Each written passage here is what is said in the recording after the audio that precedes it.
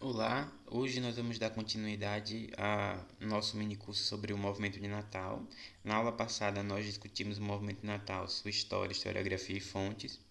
E hoje a gente vai discutir sobre a aproximação entre marxismo e o movimento de Natal, né? Marxismo, Igreja Católica e o movimento de Natal.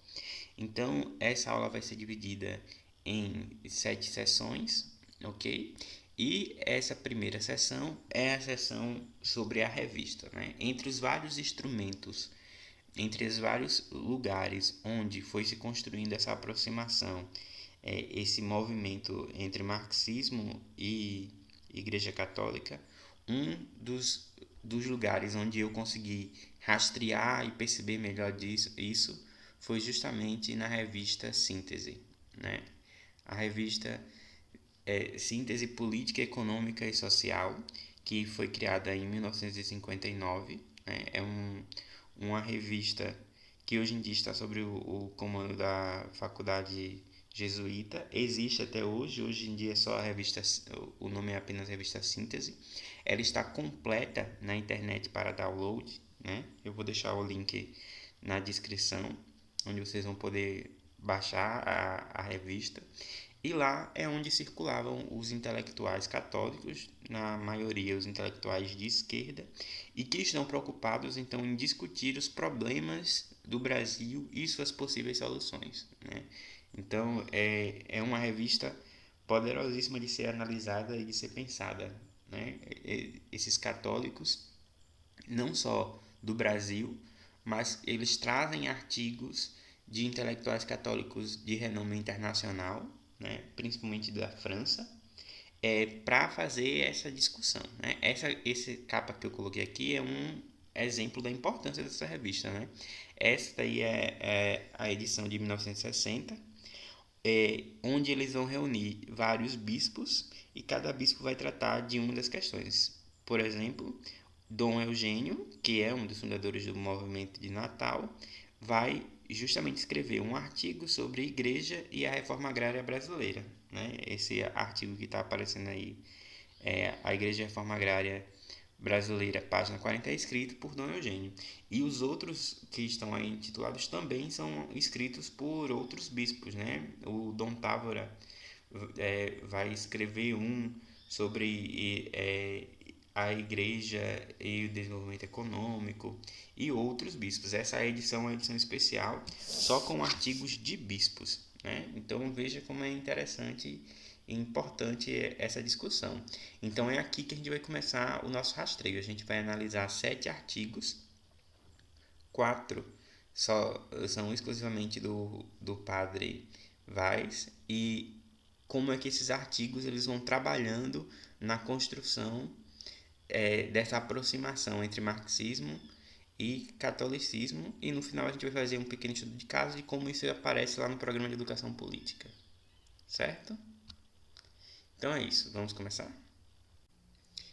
Então, eu costumo falar que nesse segundo capítulo, né, da minha dissertação, eu costumo chamar esses intelectuais que nós vamos trabalhar hoje de engenheiros, né? Eles são engenheiros que vão operar uma engenharia reversa, né? Para quem não conhece, a engenharia reversa é quando você pega um produto, você o desmonta, ou uma máquina, e você o desmonta para tentar remontá-lo, né? E aí você aprende como esse produto funciona e coloca no mercado para concorrer com um produto igual, né?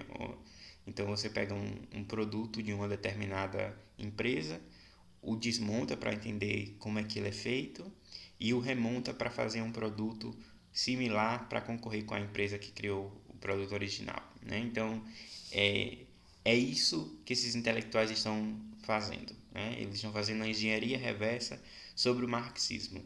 E a primeira parte dessa engenharia reversa é o desmonte. Quem fica responsável por fazer esse desmonte é o padre Cláudio Henrique de Lima Vaz, né? Que é um intelectual importantíssimo para entender essa esquerda católica. Eu cheguei a ele através de indicação do meu orientador, do Renato Amado.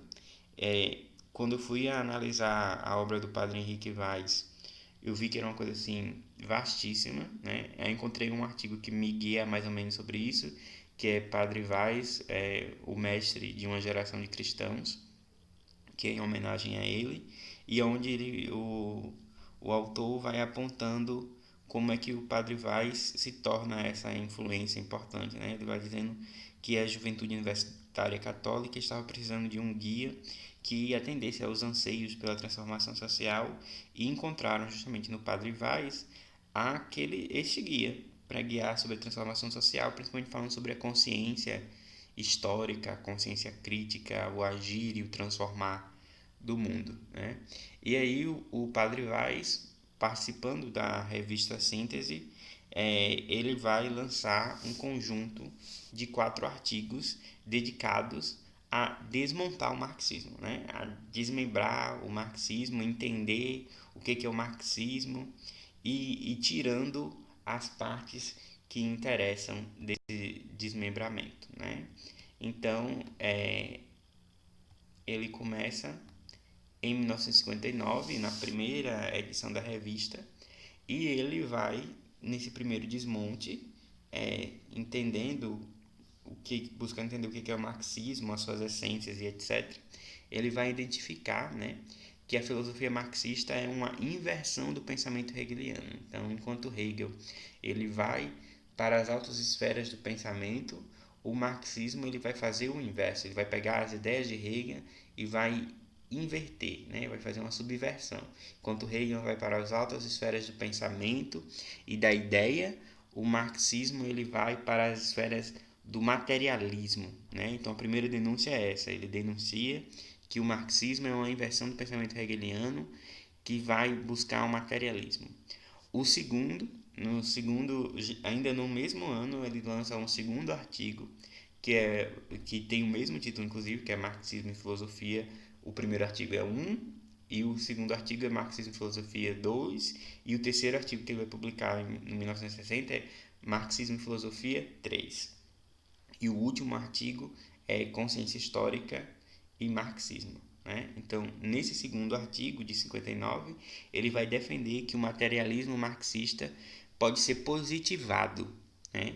Que esse materialismo, essa preocupação com o material e com as questões concretas, pode ser positiva, pode ser utilizada para vencer os falsos profetas, porque este materialismo, esta análise do material, da opressão e da busca pelo capital, ele pode servir de denúncia aos falsos profetas. Esse materialismo e essa preocupação materialista pode ajudar a identificar quem são os falsos cristãos e quem são as falsas religiões que estão preocupadas apenas na exploração do povo, né?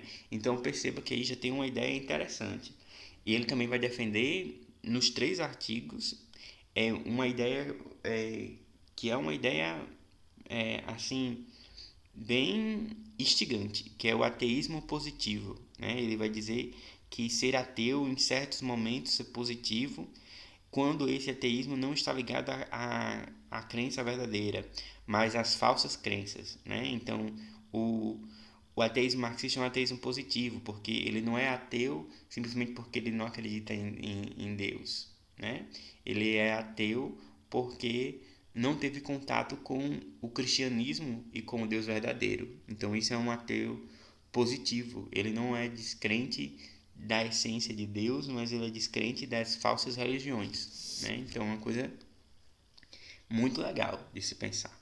E em 60 ele vai defender que a consciência marxista é falsa e pode ser superada pelo cristianismo. Por que ele vai dizer que essa consciência é falsa? Ele vai dizer que o materialismo marxista ele faz com que o homem seja preso ao próprio homem, e como ele é preso ao próprio homem, ele não pode transcender. Se ele não pode transcender, ele não tem como ter consciência. Logo, a consciência marxista é uma consciência falsa porque não transcende.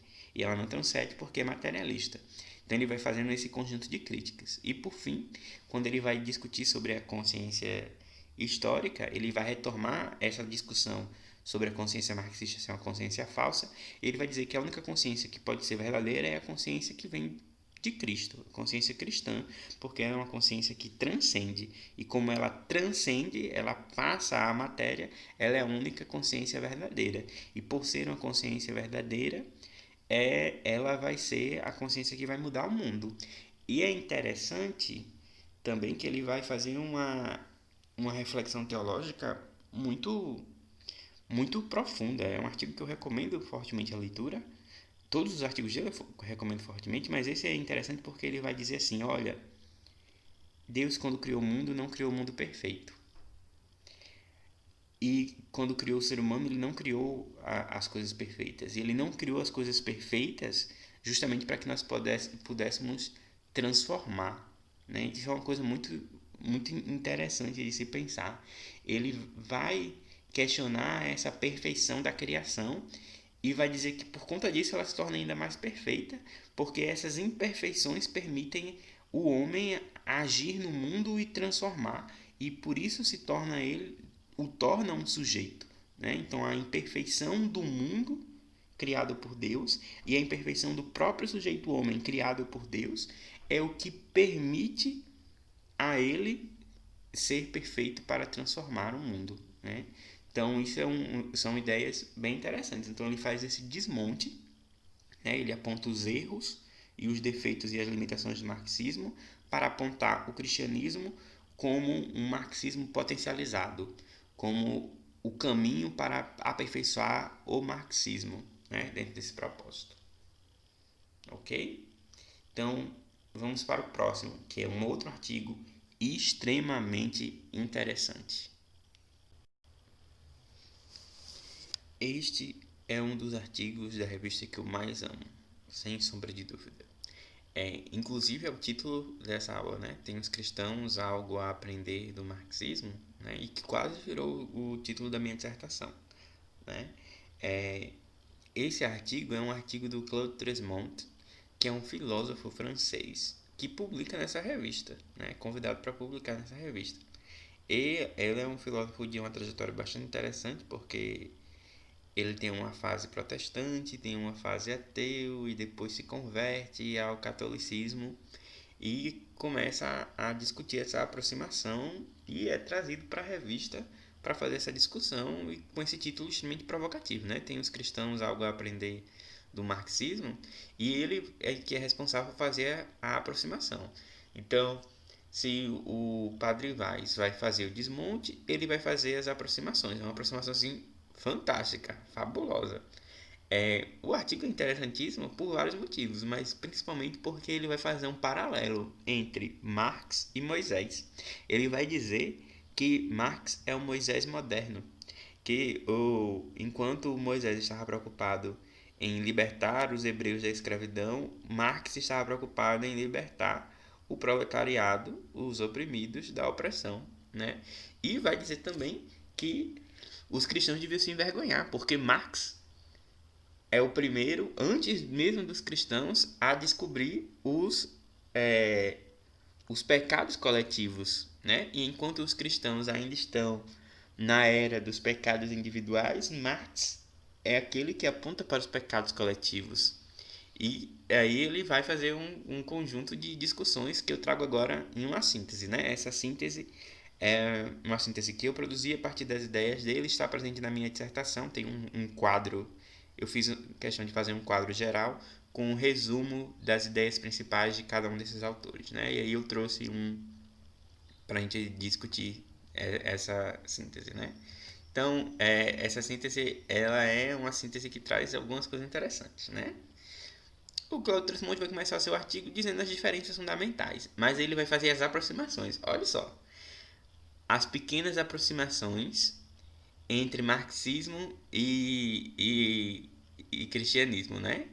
Então, uma das aproximações é que existe uma visão messiânica de uma espera pelo fim da humanidade e que neste fim haverá um reino de justiça e paz. Marxismo e cristianismo têm essas duas coisas em comuns. E aí ele prossegue. Uma outra coisa que partilham em comum são os objetivos: a justiça, a liberdade e a paz. Né? E aí ele continua, né?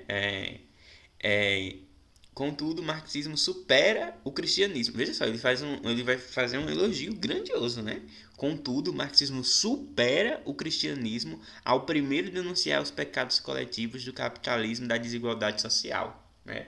Então, é um elogio assim fantástico. E aí ele vai uma tese que, pelo que eu rastreei, né, justamente o Padre Vaz que nós trabalhamos no anterior, nesses artigos anteriores já faz uma referência a Claude Tresmonte. E Claude Tresmonte é o que vai dizer aquilo de que o marxismo só é ateu por não ter tido um encontro com o cristianismo verdadeiro. Aquela questão do ateísmo positivo, né? Que o Weiss pega do Claude Tresmonte, né? Então, o marxismo só é ateu porque não teve contato com o cristianismo verdadeiro. Em grande medida, são os cristãos responsáveis pelo ateísmo marxista, né? Ele vai dizer que são esses falsos cristãos que ficam oprimindo os seus irmãos que vão causar o ateísmo marxista, né? Os marxistas têm a ensinar com aos cristãos de virtude, de razão, de justiça, sobre valores humanos do trabalho e da fraternidade.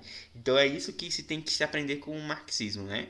Os valores humanos do trabalho e da fraternidade. O marxismo, olha só que coisa fantástica que ele vai dizer, né? Ele vai dizer, é, aqui é uma síntese da ideia dele, né? O marxismo é parte do projeto de Deus para o reavivamento dos cristãos. Isso é assim surreal, né? Ele vai dizer, olha, o marxismo surgiu, entre outras coisas, como um projeto de Deus para que os cristãos se liguem, para que os cristãos se transformem, para que os cristãos fossem provocados a uma nova construção, né? É, e aí ele vai dizer que, apesar de tudo isso, é necessário que os cristãos mantenham a sua essência, né? E evangelizem os marxistas, os irmãos marxistas, né? E aí ele vai dizer que o, uma nova figura, que é uma figura que vai aparecer aqui, né? Que ele vai tratar, que é o revolucionário cristão. Essa figura do revolucionário cristão aparece também naquele livro de Dom Eugênio, que eu falei na aula passada, né? E Dom Eugênio vai falar disso, do revolucionário cristão. Não há nada mais revolucionário do que Cristo, né? Não há Cristo, o maior revolucionário de todos os tempos. E aí, essa ideia ela vai aparecer aqui em 62 também, nesse livro, nesse artigo do Claude Tresmonte. Ele vai dizer, né? O revolucionário cristão deve estar presente na primeira fileira na luta pela justiça social, política e econômica, na luta contra o racismo, na luta à idolatria que faz da nação uma divindade e evitar a violência. Então, perceba que coisas interessantes e que ideias interessantes são essas que ele vai trazer, né? Então, ele vai fazer essas aproximações, ele vai mostrar o que a gente tem de igual, né? Com os marxistas e vai chamar-nos para converter os nossos irmãos marxistas, né? Então tem um ponto de virada muito interessante, né? Se na década de 30 a gente tem um anticomunismo forte e onde você tem uma demonização do marxismo, do comunismo, do socialismo, nessa década de 60, 30 anos depois, na meada da década de 60 e início de 70, você tem uma outra visão. O marxista agora é o irmão, né? O irmão de luta pela transformação social. Então, é uma coisa assim fantástica, né? Recomendo muito a leitura desse artigo completo. É uma delícia de ler e tem esse monte de ideias assim maravilhosas para serem discutidas e para serem pensadas, principalmente pela turma de teologia de Irmã Vilma, né? Esse que é o processo de saque, né? Essa ideia de saque não é uma ideia minha. Eu trouxe de um teólogo venezuelano, o Otto Maduro, erradicado nos Estados Unidos, que escreve sobre teologia da libertação e marxismo, né? E ele tem essa ideia de que a teologia da libertação ela faz um saque deliberado ao marxismo. Ele saqueia os seus símbolos, as suas expressões linguísticas e as suas bandeiras de luta, né? E aí ele faz isso no ensaio, né? Ele discute isso no ensaio e ele diz que tem essa impressão de que há um saque. E aí na minha dissertação eu consigo provar, eu consigo mostrar como é que acontece esse saque.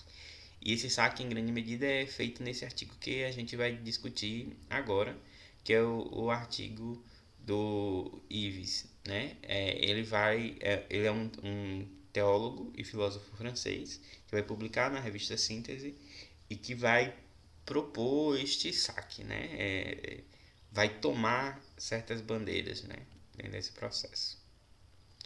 Aqui foi um quadro que eu fiz, né? a, eu sistematizei. Ele escreve isso num artigo e eu sistematizo, né? O Jean-Yves Calvez. É, em 64 ele vai fazer isso. A discussão inicial do texto dele é sobre o conceito de socialismo. Se os cristãos podem se dizer socialistas ou podem utilizar o conceito de socialismo. E ele vai dizer que sim, porque ele vai dizer que o socialismo ele não pertence, a palavra socialismo ele não pertence a nenhum grupo. O socialismo tem a ver com um aspecto que é o aspecto social, e o aspecto social é partilhado por todos. Logo, a palavra socialista também. Né? Isso é muito interessante. E aí ele vai fazer um destaque do que seria o socialismo cristão. E ele vai estipular um conjunto de um programa. Né? E aí ele vai estipular os seguintes programas. Né? O programa socialista cristão está preocupado em os cristãos têm assim o dever de reformar os sistemas abusivos de propriedade sem terem a ilusão de eliminar esses abusos com a supressão de toda a propriedade pessoal e com um simples recurso ao capitalismo de Estado. Né? Nem todos os problemas sociais têm origem na propriedade, a maior parte é na ordem da liberdade. Né? O homem ele é oprimido, mas isso não quer dizer que seja a propriedade privada que faça a opressão. Os cristãos, inspirados fortemente no Evangelho, ambicionam uma vida social de responsabilidade, de participação, que é a expressão da caridade. Né? Os cristãos estimam espontaneamente que o homem só será plenamente respeitado no resto de sua vida social se também o for na sua vida de produção. Né? Então, essa questão do trabalho. Né? Então, esse é o programa socialista cristão. Os socialistas cristãos fazem isso, seguem essas recomendações, buscam esses objetivos. Né? Esse é o panorama geral. Então, você tem o desmonte, você tem as aproximações e aqui é a parte final, o saque. Né? Ele pega aquilo que o marxismo e o socialismo tem de seu interesse e o converte para uma versão cristã disso, ok? E a gente vai chegar à parte final, né? Depois que acontece esse processo de engenharia reversa e que se cria o seu produto final, né? A sua versão do marxismo ou do socialismo, que é a versão cristã do socialismo, é hora de estabelecer as novas fronteiras. Bem, estabelecido aquelas questões e feito o processo de engenharia reversa, agora é preciso separar, deixar claro o que é cada um, né? Estabelecer essas novas fronteiras entre marxismo e o catolicismo de esquerda. E isso é um problema grande, porque aquele saque semântico, aquele saque ideológico, aqueles saques que acontecem, vai causar um problema, principalmente aqui no Brasil, né? Porque boa parte das ideias do marxismo vão aparecer lá na conferência de Medellín, né? Então, oprimido e opressor, a ideia de combate ao imperialismo capitalista, né? Lutas de classe, todas essas expressões, subdesenvolvimento, desenvolvimento, todas essas questões vão aparecer lá na conferência de Medellín. E isso vai trazer um problema muito, muito grave, né? principalmente aqui no Brasil, entre igreja e Estado que a gente discutiu já anteriormente, né? Por conta desse saque semântico, simbólico e programático também, né? Vai ficar difícil para a ditadura militar separar o que é um e o que é outro. Inclusive, essa é uma das questões da colusão, né? A colusão, que é esse conceito que a gente está utilizando aqui, que é um conceito utilizado pelo professor Renato Amado e por mim, é justamente esse processo de você colocar dois objetos um sobre o outro e por um ângulo você só vê um objeto só. Mas se você mudar de ângulo, você vai ver que são objetos sobrepostos. É como se fosse um eclipse, né? Um eclipse solar. Quando você olha para o eclipse solar, você vê uma coisa só. Mas na verdade são duas coisas sobrepostas, né? O Sol e a Lua se sobrepondo. Você só consegue perceber que eles estão sobrepostos se você olhar por um outro ângulo. Os militares não tinham essa capacidade de olhar por um outro ângulo, então ficava difícil para eles perceberem onde é que terminava a justiça social e onde é que começava a subversão, né? Eles não sabiam como fazer esse processo de distinção claramente de quando era uma coisa do socialismo cristão e quando era uma coisa do marxismo ou do comunismo que deveria ser combatido, né? E esse saque, essa mistura semântica é, vai provocar uma confusão. E aí é necessário estabelecer as fronteiras, né? E aí quem vai ser responsável por determinar e esclarecer isso é um artigo do José Aldez Schneider, que é um diplomata católico, um diplomata brasileiro católico, que vai fazer um artigo discutindo de três encontros que acontecem entre Igreja Católica e marxismo para discutir essas questões, né? Então, isso aqui também parte do quadro de síntese, né? Então, o Schneider fazendo um balanço dos três encontros que ocorreram entre marxistas e cristãos, né? O encontro de Salzburgo, em 65, o encontro de Assis, de 66, e o encontro que ele se dedica mais a analisar, o de Ehrenschinzen, né? Não sei pronunciar em alemão, mas está aí no vídeo para vocês verem, de 67, que são objetos de estudo interessantes para se buscar. Não encontrei na internet documentos sobre, né, os documentos primários dele, mas possivelmente no Vaticano deva haver, né? Então ele vai dizer o seguinte: a religião persiste nas sociedades comunistas como uma flor no asfalto. Isso é uma coisa tão poética, tão linda, né? Que ele coloca, né? A religião persiste na sociedade comunista. Então, não, mesmo a sociedade sendo comunista, mesmo o comunismo pregando o ateísmo, a religião não pode ser arrancada. Mesmo nesse terreno áspero, ela nasce, né? Ele vai falar que é necessário que haja um esforço de diálogo entre cristãos e marxistas, né? Que os cristãos, dentro desse esforço, devem começar a se interessar pela vida terrena, pela vida terrestre, né? Pelos problemas sociais, que ambos devem combater o integrismo, né? O integrismo, que ele chama, é uma adesão total e restrita a um conjunto de valores monolíticos que favorecem o maniqueísmo e a inimizade e que levam ao totalitarismo. Então, o integrismo é isso de você aderir irrestritamente a uma crença. Então, você aceita aquilo integralmente. E aceitar aquilo integralmente impede o diálogo, né? Então, nem isso daqui vale muito mais, esse combate que ele está colocando, muito mais para os marxistas, né? Que o marxista não deve acreditar no marxismo integralmente, né? Mas ele joga essa verde aí para dizendo que é para os dois lados, né?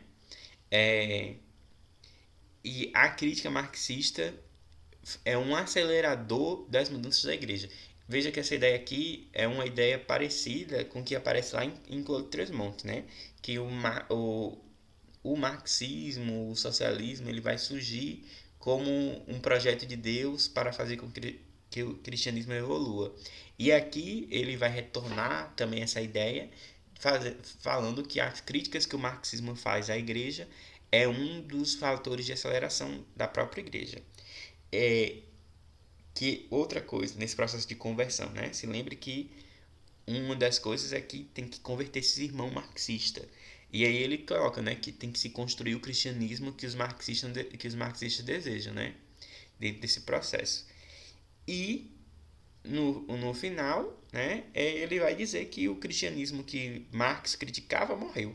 É um cristianismo antigo, que o cristianismo novo, principalmente esse cristianismo que vai surgir, esse catolicismo principalmente que vai surgir com o Vaticano II, é um catolicismo que acolhe e que atende às demandas marxistas, né? Então se estabeleceu as novas fronteiras, né? Essas fronteiras do diálogo, essas pontes estabelecidas. Agora a gente vai ver como é que isso aconteceu no movimento Natal, né? Como é que isso reverberou, certo? Vamos lá? Chegamos então à última parte da nossa aula, né? Agora a gente vai discutir como é que essas ideias e esse processo vai reverberar no SAR, no Serviço de Assistência Rural, e mais principalmente no Programa de Educação Política, né? Por isso que um dos títulos da aula, né, um dos subtítulos, o subtítulo dessa aula é do Pensar ao Agir, né? Então a gente viu como é que foi feita toda a engenharia, né, intelectual, a engenharia reversa de produção disso, e agora a gente vai ver como é que isso reverbera lá no SAR, ok? Então vamos lá? Bem, o que eu fiz? Não tem as cartilhas de educação política que a gente viu na aula anterior, né? Eu peguei e fui estudar cada uma das cartilhas. De que modo? Eu estabeleci aquele programa socialista, né?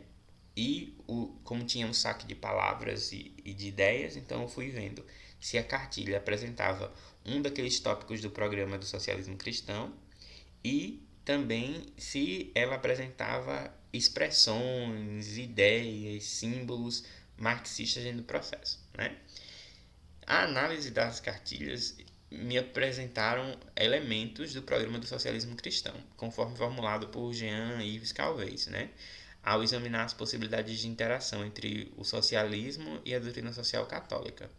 Então, as ideias que Calvez estabelecem estão lá nas cartilhas de educação política.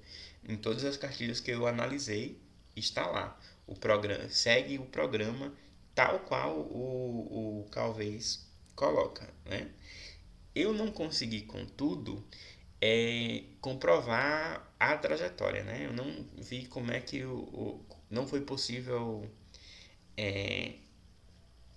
perceber como é que aquele pensamento chegou ali, né? Quem leu o que até chegar na cartilha de educação política, que chegou na comunidade bem distante, como Riacho do Sangue lá em Macaíba. Como é que eu não consegui rastrear isso, né? Mas eu consegui ver que existe essa integração, né? É possível comprovar que o programa de educação política serve ao propósito de integração para o catolicismo de esquerda que partilha da mesma cultura e faz circular esse conjunto de ideias, de pessoas e de práticas, né? Então, consigo ver que está circulando esse conjunto de ideias e que aquilo que é formulado lá na revista Síntese consegue chegar ao paroquiano, ao participante do programa de educação política, né? Eu não consegui rastrear a cadeia inteira, mas eu consegui provar que as pontas estão interligadas e estão dialogando, ok? Aí, o que acontece? Aquela questão do saque, né? E das ideias. Quando eu fui buscar isso, eu tive dificuldade de encontrar as expressões, né? Vamos ler aqui para sistematizar melhor. Embora algumas expressões do campo marxista pouco apareçam nas cartilhas, o seu sentido ali se apresenta. Por exemplo, não vai tratar é, sociedade de classes, oprimido, opressão, palavras do jargão marxista, eles não vão aparecer nas cartilhas, mas vai aparecer as imagens, os exemplos e palavras parecidas, né? Então, embora a expressão marxista não apareça ali, a ideia dela aparece, né? Por exemplo, ao invés da palavra opressão, opressor, oprimido, as cartilhas trazem situações tais como: Marinho foi jogado fora da propriedade porque se associou no sindicato e Rita foi demitida porque exigiu do prefeito 6 meses de atraso. Ou então, Miguel deixou o campo pela cidade, trabalhou numa fábrica de bebidas, ganha o salário mínimo, tem mulher e 6 filhos, o dinheiro mal dá para comer, né? Então vocês vejam, não está aparecendo aí a palavra opressor, oprimido, opressão, mas as situações e exemplos que eles colocam são exemplos dessa opressão, dessa luta de classe, desse oprimido, né? Então os exemplos que descrevem e que estão presentes na cartilha trazem essa ideia, embora a palavra não esteja, né?